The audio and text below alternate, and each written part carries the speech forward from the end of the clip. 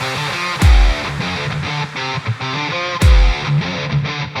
want to begin by thanking the Lord for bringing us all together, and I also want to congratulate Mr. and Mrs. Anwar Khan for the launch of Genesis Matrimony in Toronto.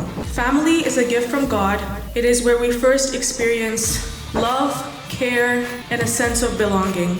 It is also where we learn lessons that stay with us throughout our entire life. And when Christ is at the center, the family becomes a place of guidance, peace, and joy. You've all heard the saying, a family that prays together stays together.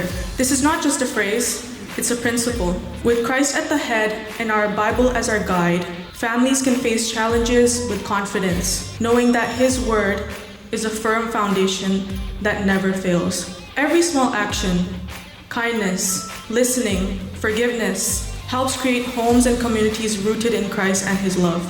A Christ-centered family teaches children respect, compassion, and faith. It nurtures young adults to build meaningful God-centered relationships. And it creates a home that is a living testimony of God's love. So, let us commit to serve God in our homes, to invite Christ to lead, and to follow His Word as our guide. May our homes and our actions reflect His love always. Thank you.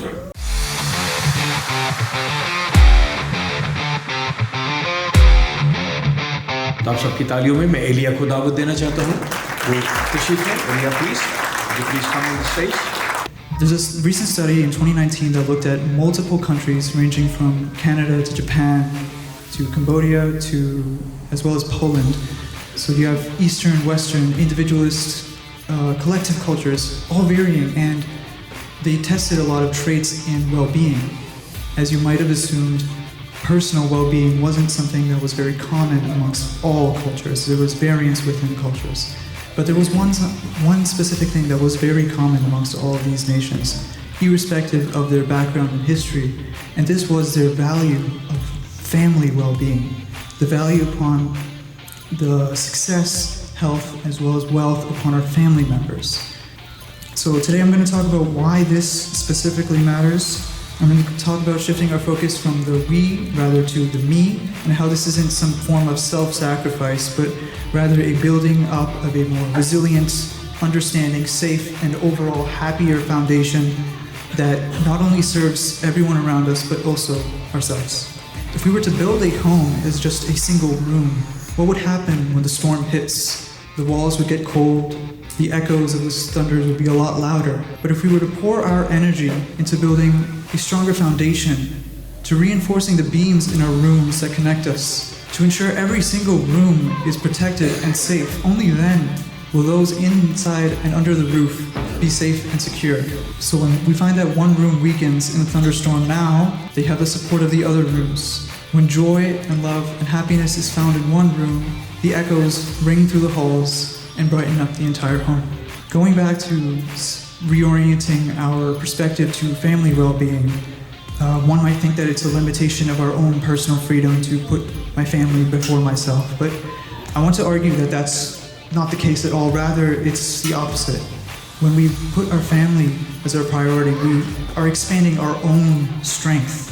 It is the understanding of many people that I'm sure, as a parent, when they see their child succeed, it multiplies their own happiness. Or when a spouse feels secure that their husband or wife is in comfort. And I'm sure we all understand that our burdens are a lot lighter when we understand and know that it's carried on the shoulders of our united family. Let us then choose to champion family well-being. Let's build homes with strong foundations, filled with love, mutual respect, and shared purpose. For in the end, a life well lived is not measured by the height of our individual achievements, but in the depth and warmth of the connections we cherish. Thank you.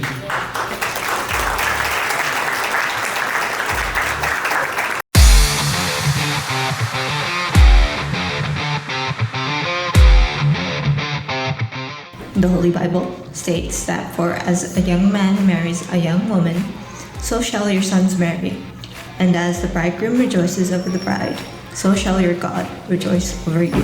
God therefore teaches us to aspire to join in this holy union with Him and whomever His divine will selects for us. The concept of marriage is what is good for us. Through God, we receive a life partner in our lives who is meant to be there for us, not only in the good times, but in the bad times as well. Marriage is an intensely important subject that we must think about, and we must aspire to attain it, for it makes life easier, and God has taught us to try to find a life partner and be unified with them, and therefore come closer to God as we fulfill His divine will. So today, as we live in the digital age, we have digital tools to assist us in all aspects of life. And God has blessed us with this wonderful platform, Genesis Matrimony, as a latest faith-based digital tool for us to avail. So I think we should all make use of it, and I thank you for your time, and may God bless us all. Thank you.